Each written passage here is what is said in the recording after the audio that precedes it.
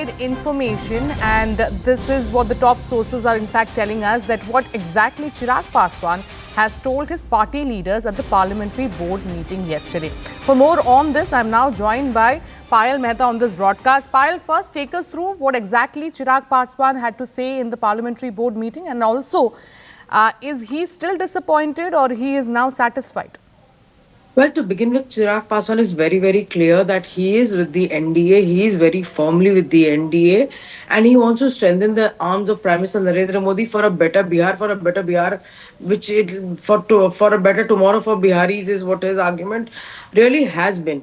But he's brought in the example of the past. He said, there was a point in time when the party was able to get 29 MLA seats, and that was, of course, under the leadership of his late father. And he feels that the party is very, very strong even now and can get the number as well. So obviously they want the maximum numbers coming their way. So at least he's climbed down from 35 to 40 to 29. Now whether that can be given or not, that remains a question to be seen as well.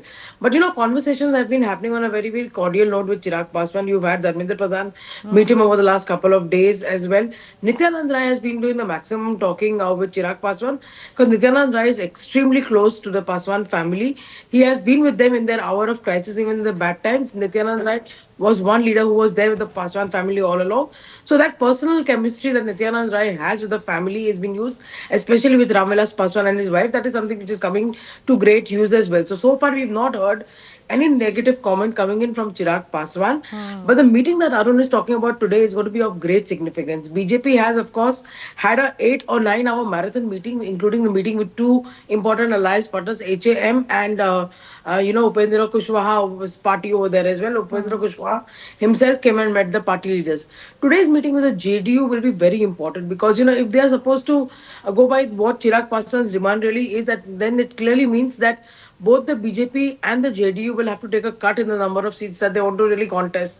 And Chirag Paswan has not had the best of relations with the JDU, especially with Nitish Kumar, for him constantly being extremely critical of Nitish Kumar in the public as well.